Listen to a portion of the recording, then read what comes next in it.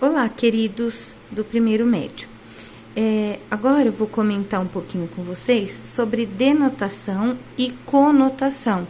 Eu pedi que vocês lessem essas explicações e que resolvessem os exercícios de 1 a 5 apenas.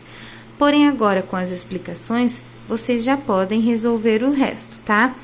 Então, por exemplo, agora a primeira parte vai falar sobre signo, significante e significado. Gente, quando eu falo em signo, eu estou me referindo a tudo que tem significado.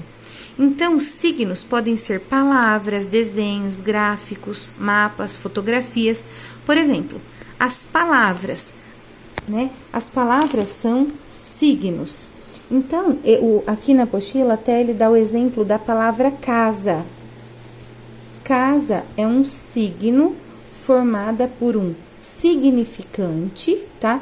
Que se for, no caso, a palavra escrita, né? São as letras C, A, S e A, são as letras. Agora, se for na oralidade, seria o som K, A, S, A, sons, fonemas, tá? Então, são as letras ou os fonemas.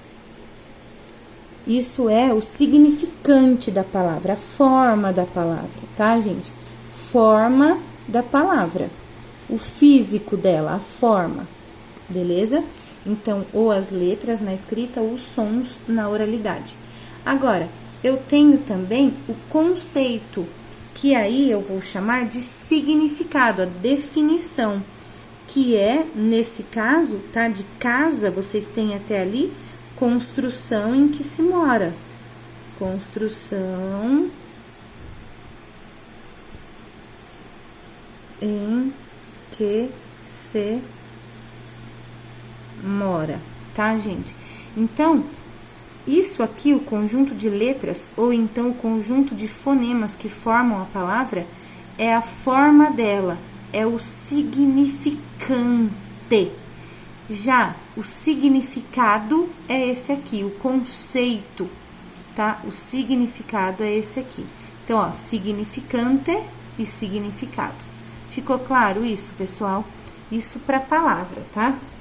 Que é o que mais vai nos interessar nesse momento. Bom, aí, gente, a gente vai pular para polissemia. O que é polissemia? Eu tenho muitas palavras na língua portuguesa que assumem uma multiplicidade de significados. Ou seja, uma mesma palavra pode significar 2, 3, 4 coisas ao mesmo tempo. Ela pode se referir a várias coisas ao mesmo tempo. Então, o exemplo da apostila é a palavra corrente. Corrente pode ser no sentido de cadeia de metal, grilhão, né? Por exemplo, corrente de aço.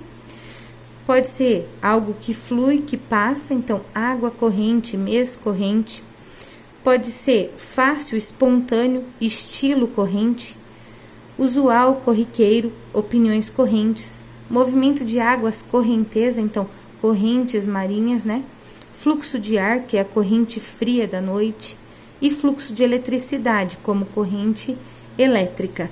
Bom, e ainda a gente pode falar sobre as tendências na literatura, corrente literária, tá, gente? Então, isso é polissemia, são os múltiplos significados que uma palavra assume. Depois você tem o item denotação e conotação. Quando nós falamos em denotação, eu estou me referindo ao sentido literal de uma palavra, ou seja, ao pé da letra. A interpretação é ao pé da letra. Tá? E conotação é quando eu uso o sentido figurado, ou seja, eu não vou interpretar e não posso interpretar da maneira como eu leio, eu não posso interpretar ao pé da letra, porque é um sentido que vai além, que essa conotação, ela embeleza o texto, ela chama mais atenção, é mais original, tá bom? E em qual tipo de texto que eu uso um e uso o outro? Bom, gente, o sentido denotativo, ou a denotação, a gente usa em textos informativos. Então, numa apostila, num texto didático, numa explicação, eu não posso ficar usando o sentido conotativo ou sentido figurado para você, porque aí vai proporcionar múltiplas interpretações. E quando eu não quero isso, quando eu quero que você entenda de uma forma só, de uma maneira só, então eu uso o sentido denotativo. Um exemplo fácil de entender é a palavra madrasta. Madrasta, por exemplo, no sentido denotativo, ela vai se referir a quê? Madrasta é a mulher de um homem que possui filhos de outro casamento. Então, ela é a madrasta, né, dos filhos do homem.